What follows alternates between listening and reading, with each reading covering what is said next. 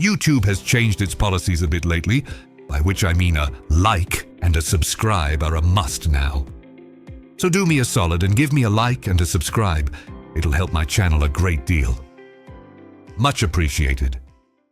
The first light of morning stretched across the ranch, casting golden hues over the paddocks and the distant forest edge. Dust rose from the earth as Tiama moved with precision, a long pole tipped with a whip in his hands, guiding a restless mare through the exercise pens. Each crack of the whip echoed sharply, controlled and confident, the rhythm of training cutting through the quiet morning. Nearby, Kaya leaned against a fence post, arms crossed, laughing softly as he spoke with Matto Gray Elk. Between them, several native ranch hands busied themselves, moving feed and preparing the herd for the day. A massive flatbed stacked high with square bales of hay sat at the edge of the corral, ready to be delivered to the pastures. Kaya tilted his head toward Tiama, watching his brother's careful movements. "He's getting faster every day," he said, a hint of pride in his voice. Matto nodded. Strength comes with patience, and patience comes with respect for the animals and the work. The ranch hummed with life. Hooves, shouts, the occasional laughter, and the creak of wagons. Yet beneath it all, the subtle pulse of something unseen lingered, a quiet reminder that even a day filled with labor and sunlight could hold mysteries yet to reveal themselves. Alicia watched from the edge of the paddocks, hands resting lightly on the fence. The morning light glinted off her hair, and the crisp air carried the scent of hay and animals. She could see Tiama moving with fluid precision, the long pole in his hands, controlling the spirited mare, while Kaya and Matto discussed the day's work with the other ranch hands. The scene shifted naturally as the herd of horses began to move, hooves thudding against packed earth. Workers guided them into the corrals, their voices calling directions, while the occasional snort or whinny punctuated the air. Alicia's eyes followed each animal, noticing how the younger colts strained against their handlers, learning the rhythm of ranch life. Cato approached Matto, gesturing toward a few of the steers. "We should send these to the butcher soon," he said, voice steady, practical. "They're ready, and the others will need room in the pens." Matto nodded, glancing back at the corralled horses. "Agreed. Let's finish morning chores first, then we'll handle the shipment. Keep the herd calm. The last thing we need is startled animals with the flatbed waiting." Alicia's attention shifted slightly as a soft breeze swept past, rustling her clothes. Something in the air felt different, almost imperceptible. She blinked, a shiver running down her spine, but the morning carried on.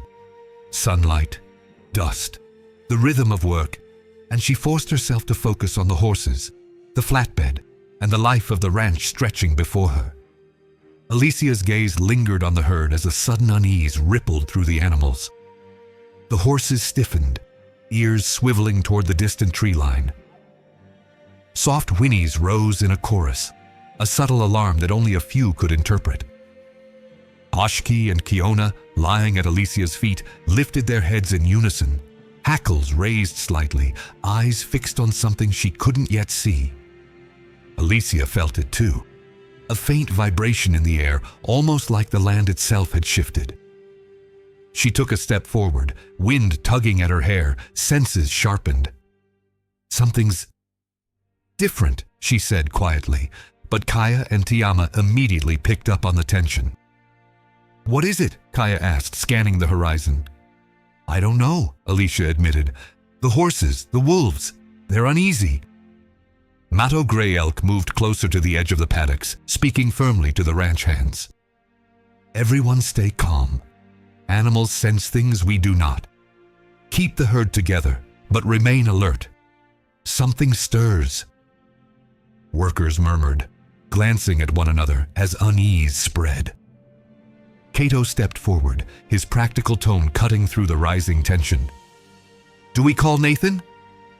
At that moment, Nathaniel emerged from the lodge, dressed casually for a rare day of rest.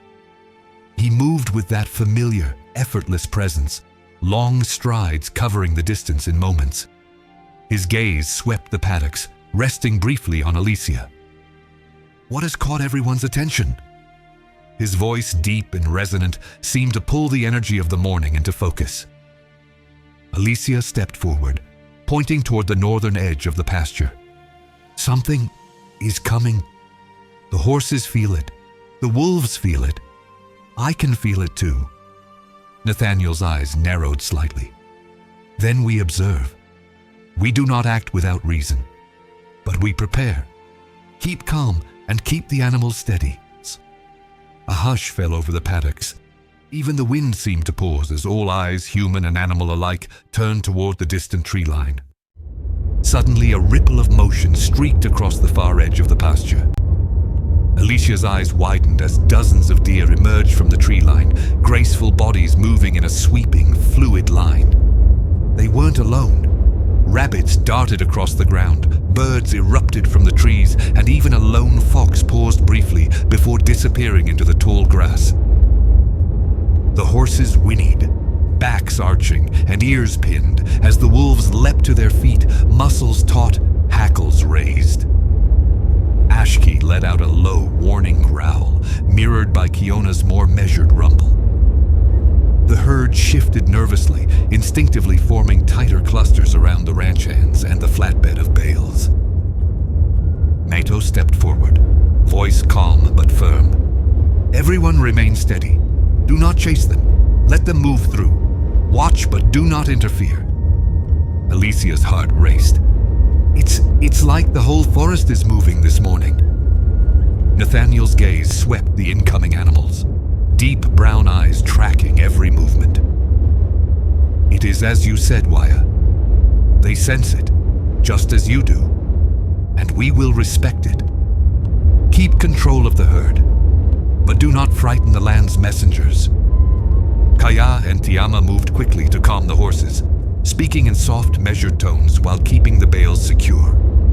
Even the ranch hands followed the command, a quiet awe mixed with tension filling the air. The flood of wildlife continued past the pasture, a living river of motion, while the wolves at Alicia's side remained tense, ready to protect. It was as though the forest itself had spoken, and every creature was answering. For a heartbeat, the ranch seemed suspended between the familiar morning routine and something older, wilder, and utterly untamed. Islay emerged from the edge of the lodge, her long braid catching the morning light. She took in the scene, the flood of deer, rabbits, and birds passing through the pasture, the restless herd of horses, the taut stance of the wolves beside Alicia. Everyone, breathe, she said firmly, her voice carrying a calm authority that cut through the tension. The animals are messengers, not enemies. Respect their passage and do not startle them. Mato relaxed slightly at her presence, though his eyes never left the flurry of motion. Alicia's gaze followed Islay's, noting the steady confidence Islay exuded. The ranch hands instinctively softened their movements, mirroring Islay's calm, while Nathaniel nodded in approval from across the paddocks. She's right, he said. Observe, don't interfere. Let the land speak and move as it must. Even Kiona and Ashki lowered their hackles slightly, settling into alert but controlled positions. The animals continued their passage, a living river of movement flowing past the ranch without chaos, guided by human respect and understanding. Islay turned to Alicia. The forest wakes in ways we do not always understand, she murmured. But today, it speaks. Pay attention. Alicia nodded, heart still racing but mind sharpening. She realized that this morning, the land, the wolves and the herd had shown her something extraordinary, and she would not forget it. The flood of deer, rabbits, and other wildlife surged across the pasture, their direction unmistakable. They were running from the lake. Even the horses stiffened, hooves pawing the dirt, while Kiona and Ashki tensed, growls low and warning. Nathaniel's deep brown eyes narrowed, scanning the scene. The source is the lake, he said quietly, voice carrying authority and urgency. We need to see what's causing this. Maddow-gray elk nodded, already moving toward the paddock's edge. "We'll keep the herd steady here. No one panics the animals." Nathaniel gestured for his immediate family to follow. Alicia, Kaya, and Tiama fell in line behind him, their boots crunching on the packed earth.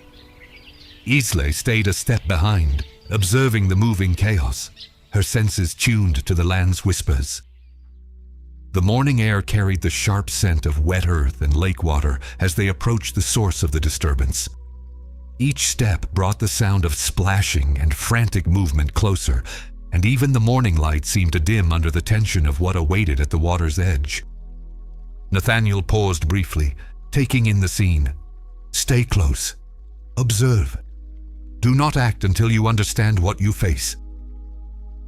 The family advanced toward the lake, the animal's flight revealing that something powerful, unseen, had stirred the waters, and possibly more than the lake itself. As the family approached the lake, the rush of wildlife abruptly ceased, leaving a tense silence that pressed against the morning light. Nathaniel stopped at the edge, eyes scanning the dark, glassy surface. The water shimmered unnaturally, reflecting the sky while hiding something far deeper. Alicia, standing next to Nathan, felt the familiar pull in her chest, the subtle tug of the cavern beneath the lake. She glanced at Kaya and Tiama. Both of them stiffened, the knowledge of what lay beneath evident in their stance. Even Isla, seasoned and grounded, allowed a brief pause, recognizing the cavern's power steering below. Nathaniel broke the silence, his deep voice calm but resolute. "We know what's there. We know the risk, but we must understand why it is stirring now." Kaya stepped forward, eyes wide but steady. "It's larger than last time. The water's moving like it's alive." Tayam nodded, voice low.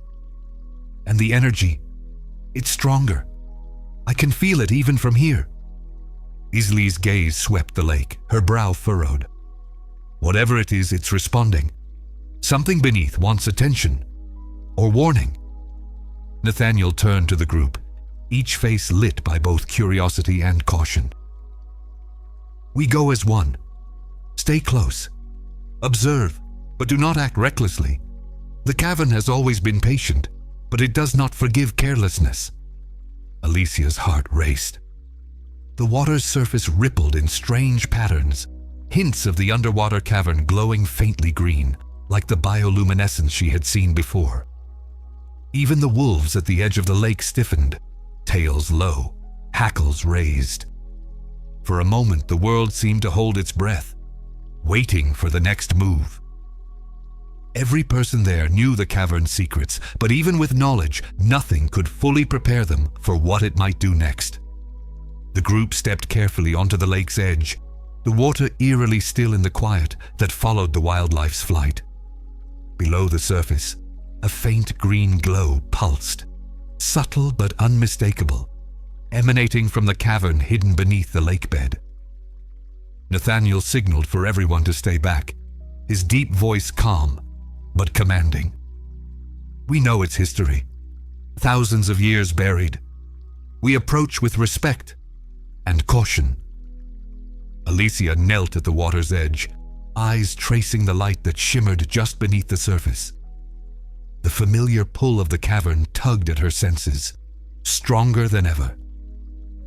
Kaya and Tiama stood behind her, tense, sensing the vastness below even without seeing it directly. Isley nodded slowly, her braid brushing against her shoulder. "This place has slept for millennia. Whatever is awakening here is ancient, and it waits for those who know how to look." Nathaniel's gaze shifted downward. The water rippled faintly, as if something enormous stirred, the outline of the cavern beneath stretching wider and deeper than any of them could fully comprehend. And there, semi-buried in the rock, its shape unmistakable even through centuries of sediment and stone, lay the interstellar craft. Its metallic surface was scarred by time, but the design, sleek, otherworldly, refused to be forgotten. A low hum resonated through the cavern, vibrating through the lake bed and into the ground beneath their feet. Kiona's ears twitched. Ashki growled softly, sensing the magnitude of what lay hidden. Nathaniel spoke, voice calm but heavy with authority. "We have seen this before, and yet it never ceases to remind us that some knowledge belongs to patience, not haste. Today we observe, we learn, and we respect." On the opposite side of the lake, a shadow stirred. Not human, not entirely of the forest, something older, something eternal. A massive wolf stood motionless at the tree line. Its fur shimmered faintly in the morning light, eyes glowing with a knowledge that spanned millennia. This was the Watcher, a creation of God meant only to observe, to witness history unfold. Rarely it intervened, but today, the stir of the lake, the surge of animals, the presence of the family, it had drawn the Watcher's attention. Nathaniel and the family didn't notice it immediately, their focus on the cavern below, the shimmering glow of the buried interstellar craft. But Alicia sensed it first, a ripple through her consciousness that wasn't the lake, nor the animals, nor the cavern. She stiffened, hair moving in the wind as her instinct screamed at her. "The wolf," she whispered. Kaya and Tiama turned just in time to see the Watcher emerge fully from the tree line, stepping into the faint morning mist that hung over the water. Its gaze fixed on the family, heavy and unblinking, yet not threatening, simply watching. Even the wolves at Alicia's side, Ashki and Kiona, growled low, acknowledging the presence of a being far older and far greater than themselves. Nathaniel's deep voice cut through the moment, calm but firm. "Do not be afraid. It is here to observe, not to harm. Respect its watch, as it has watched for thousands of years before us." The Watcher tilted its head slightly, as if approving their understanding, then sank back into the shadows, still observing the lake, the cavern, and the family from afar. Its presence lingered in the air, an unspoken warning and reminder. The events unfolding were being recorded by eyes that had seen the rise and fall of countless generations. Alicia shivered, a mix of awe and unease running through her. "It's always watching," she murmured. "Yes," Nathaniel replied, gaze sweeping across the lake. "And some lessons are learned best under its eyes." For a heartbeat, silence reigned. Even the flowing lake seemed to pause, the green glow of the cavern beneath mirrored by the Watcher's eternal gaze. The world felt alive and alive with secrets, waiting for the next move. Nathaniel's gaze lingered on the massive wolf across the lake. For most, the sight of a predatory creature with eyes that seemed to pierce centuries would have been terrifying. But Nathaniel did not flinch. He had seen this Watcher before, centuries ago, in a distant land, under circumstances he rarely spoke of. The memory of that encounter was etched into him. Awe, respect, and the undeniable knowledge that this beast was a force beyond ordinary comprehension. "Do not be afraid," he said, voice calm and resonant. His words carried the authority of someone who had walked through centuries and faced things most would not believe. "It is here to observe, not to harm. I have seen it before, and it has always watched, never interfered, unless absolutely necessary." Alicia and the others stiffened, sensing the depth behind his words. Even Kaya and Tiama, who had grown up with tales of Nathaniel's age and wisdom, felt a shiver run through them. The Watcher tilted its massive head slowly, acknowledging Nathaniel's presence, the history between them unspoken but palpable. Then it sank back slightly into the mist, its eternal gaze still fixed on the lake, the cavern, and the family. Nathaniel's eyes followed it for a long moment. "Some lessons," he murmured, "are learned best under the eyes of the patient." The green glow from the cavern beneath the lake pulsed softly, mirrored by the unblinking stare of the Watcher. The morning air felt alive with history, power, and the quiet tension of what was yet to come. Thank you for tuning in. If you like what you have seen, subscribe. Hit the like button. I would really appreciate that. Give a response, and stay tuned for episode 5. The Day the Sea Brought Fire.